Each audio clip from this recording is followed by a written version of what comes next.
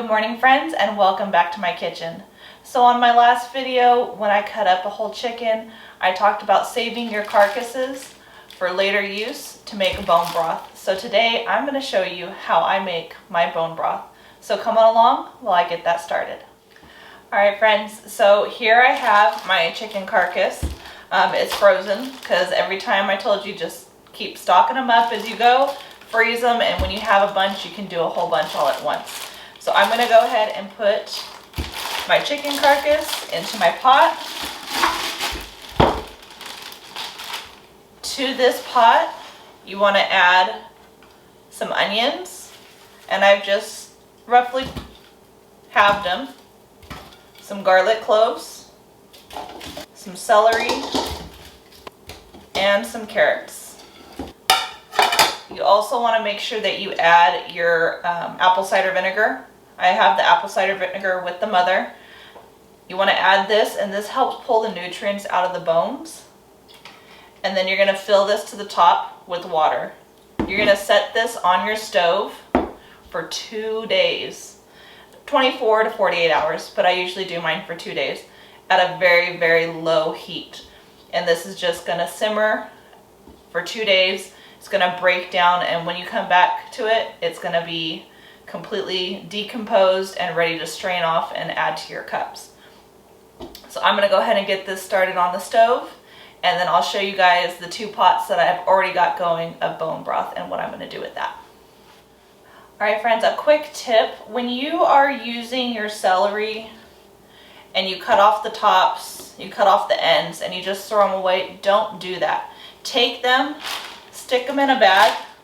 Same thing with your carrot tops and your carrot bottoms. Save those. Your onions, the peels, the outside, the parts that you just don't like because they're not pretty and you don't want to put them in your meal, save these. Put them all in a freezer safe bag and stick them in your freezer. And as you collect those are great to go in your bone broth.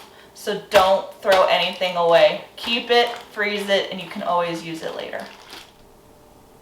Alright friends, so here I have my pot.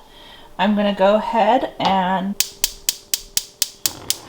turn this on very, very low, all the way down, as low as it can go.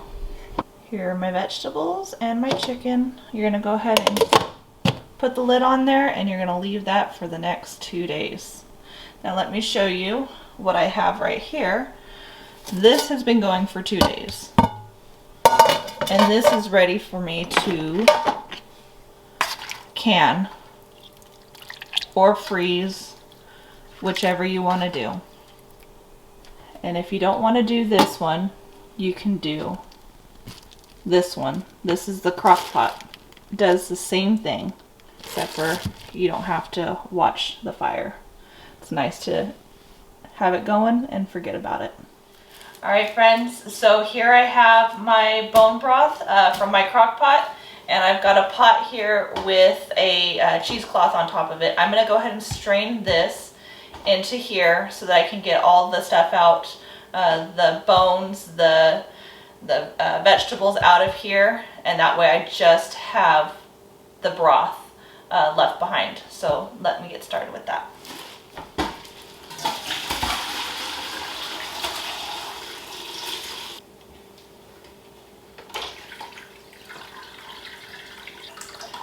Don't throw this away. I'm telling you, we use everything in this house. This you can turn into some great dog food for your animals. You can give it to the pigs, you can give it to the chickens. I know it sounds horrible giving chicken to chickens, but you can do any of that. They'll eat it all. You can also dehydrate it and put it in your garden if you wanted to do that. I wish you guys could smell it. It smells so good. It's hot, but I wanted to show you the bones. It just snaps apart. It completely disintegrates in your hand and turns into mush. This is now safe for your dogs to have.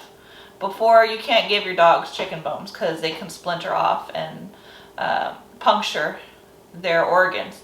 But now, this can be given to them. And let me tell you, they love it. And it's full of all kinds of nutrients.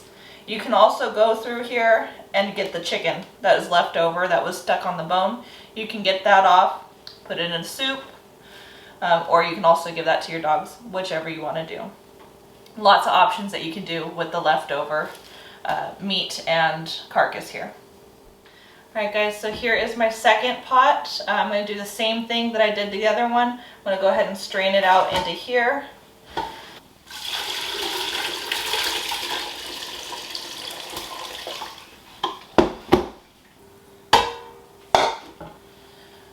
Alright, so now to my next step. We are going to be putting this in the cans. So come along while I do that. Alright friends, so now I'm ready to go ahead and fill my mason jars. I've got my mason jars cleaned, sterilized, and they are hot, so that when I add hot liquid to it, it doesn't crack or break my mason jar. So here's my funnel.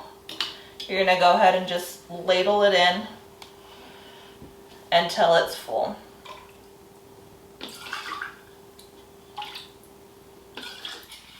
Alright friends, so all of my jars are filled. I've got a damp rag that I'm just going to go around and clean the tops of all of them.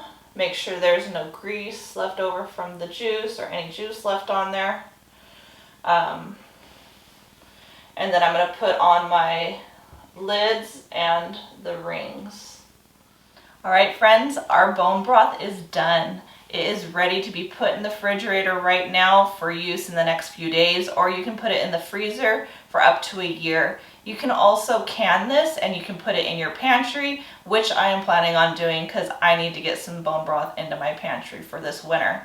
Some great things that you can do with it is you can drink it when you're not feeling well, or on a cold day you just need a boost. It has a lot of vitamins and nutrients in it that will help boost you and make you feel better.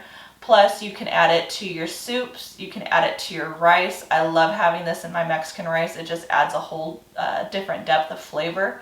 And then you can use it also for different soups that you make.